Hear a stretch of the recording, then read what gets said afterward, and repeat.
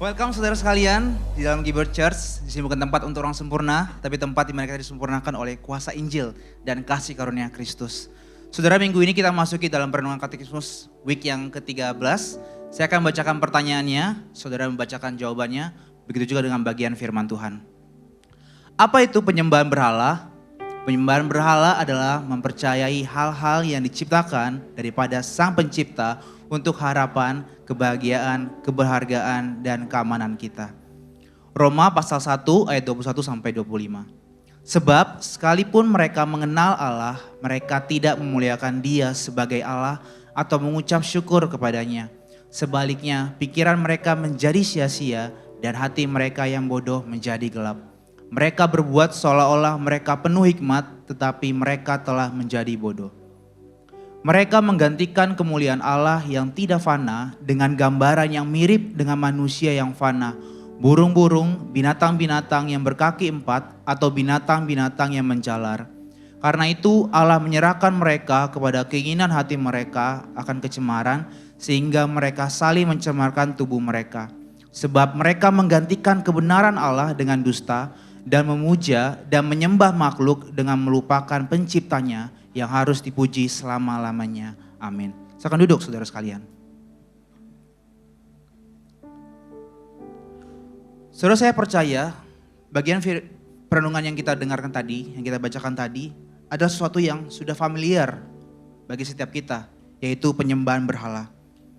Kita mengerti bahwa penyembahan berhala bukan lagi tentang menyembah patung atau menyembah dewa-dewa, melainkan tentang arah hati kita. Artinya penyembahan berhala adalah ketika kita menaruh harapan, menaruh kebahagiaan, menaruh nilai diri kita kepada sesuatu yang lain selain Tuhan. Bagian ayat firman Tuhan yang kita baca tadi menjelaskan bahwa manusia sebenarnya mengenal Allah. Mereka mengenal Allah, tetapi mereka tidak memuliakan Dia dan tidak mengucap syukur atasnya.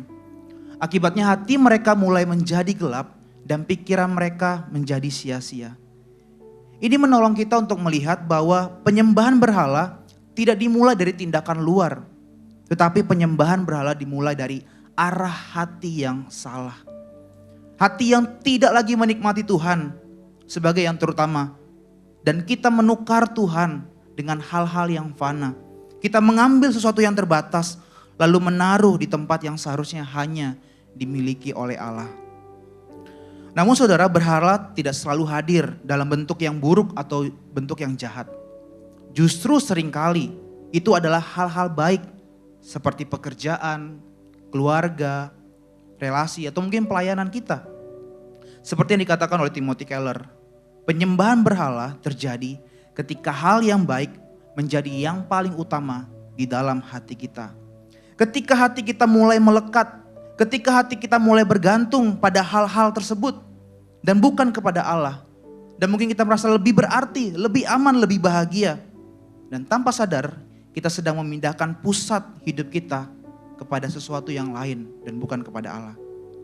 Kita mungkin tetap menyembah Tuhan dengan mulut kita, tetapi jauh di dalam hati kita ada sesuatu yang lebih kita takuti kehilangannya, lebih kita kejar, lebih kita andalkan daripada Tuhan itu sendiri. Dan pada saat itulah saudara, ada sesuatu hal yang sudah bergeser dari hati kita dan menggantikan Tuhan di sana. Thomas Watson pernah mengatakan demikian, hanya ketika Kristus begitu manis bagi hati kita, barulah dosa dapat begitu pahit bagi hati kita. Artinya saudara, kita tidak pernah benar-benar melepaskan berhala di hati kita hanya dengan semangat moral saja saudara.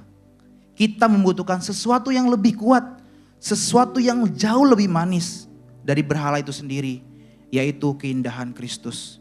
Dan disitulah Injil berkata kepada setiap kita, dan Dia membuka mata kita untuk melihat bahwa hanya di dalam Kristus kita menemukan kepuasan sejati, bahwa hanya di dalam Kristus kita menemukan sukacita yang jauh lebih dalam daripada apapun yang ditawarkan oleh dunia ini. Saat kita di dalam Kristus, kita tidak hanya dipanggil saudara untuk menjauh dari berhala-hala, tetapi kita dipanggil untuk menikmati Dia sebagai yang terutama dalam kehidupan kita. Karena Dialah sang roti hidup, Dialah sang air hidup sejati yang dapat memuaskan dahaga jiwa kita. Amin. Saya undang kita semua bangkit berdiri. Saudara, hari ini mari kita datang dalam pertobatan.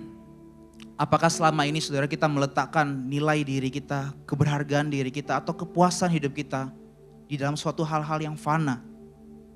Hari ini mari kita datang dalam Tuhan. Kita datang dalam pertobatan kita.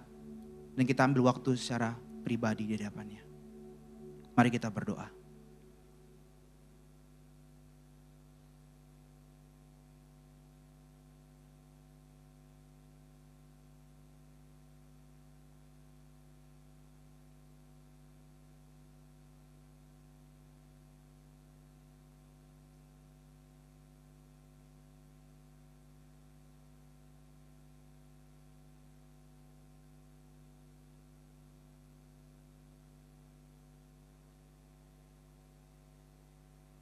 Bapa kami dalam surga, kami menyadari Tuhan betapa rapuhnya, betapa hinanya kami Tuhan.